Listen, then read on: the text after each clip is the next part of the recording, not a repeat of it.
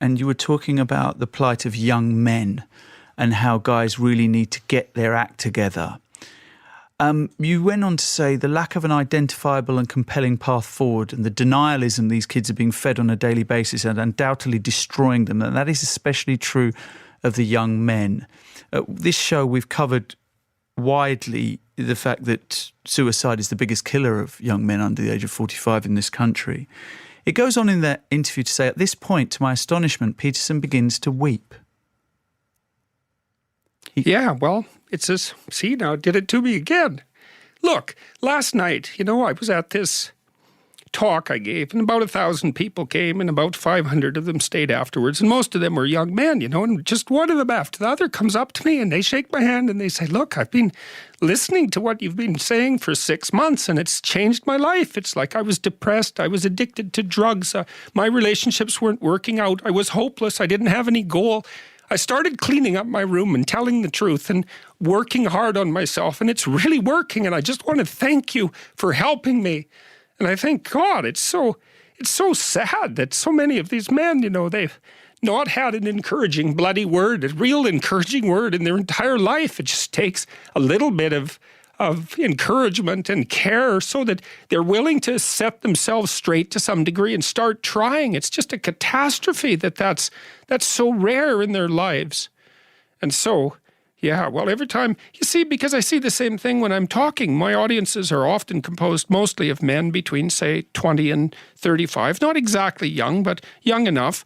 And they're desperate for a discussion about responsibility and fair play and noble being and working properly in the world, and the idea, and to hear the idea that their lives actually matter, that if they straighten themselves up and fly right, that they'll have a beneficial effect on themselves and their family and the community, and that the world is starving for that. And for them as individuals, not for them as a group, but for each of them as individuals.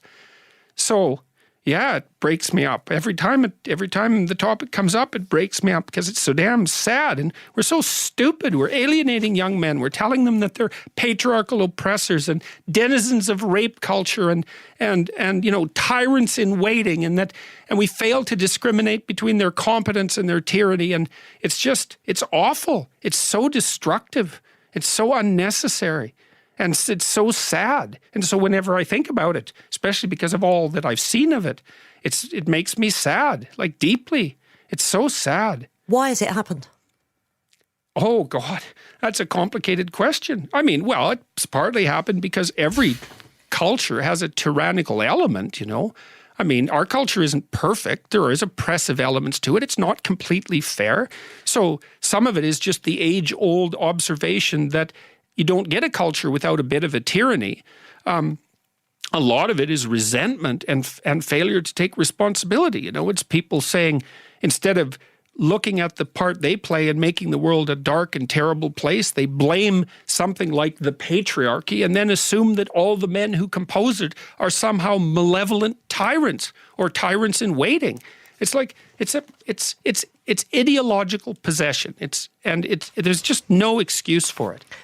It's motivated by resentment. Does mostly. Feminism have a role to play in that? Well, it depends on how you define feminism. If it's the feminism that says, wouldn't it be lovely if women could offer what they have to the world so that the world would be a better place on the same footings as men? Well, no, that's great. If it's the feminism that says that Western culture is an evil, corrupt patriarchy, then absolutely. There's no excuse for that sort of thing, and it completely dominates the universities, especially in the humanities. Like, we really believe, most left-wing academics believe, that the Western culture is a corrupt patriarchal tyranny. I mean, God, wake up. Most governments in the world are run by thugs, absolute thugs. They'll kick in your door and kill you in your sleep. In the West, we have, well, a wonderful civilization. People are as free as they've ever been. You can live well here as an individual. And to consider that, a corrupt patriarchal tyranny, and to lay that at the feet of young men, and then to tell them that they have to be discriminated against because of the systemic, let's say, racism and misogyny of the past. It's appalling. And men are bailing out of universities at a rate. This is not my opinion. I've been tracking these statistics for 15 years. Men are bailing out of universities at a rate you just would not believe. There won't be a man left in the humanities in 15 years at this rate.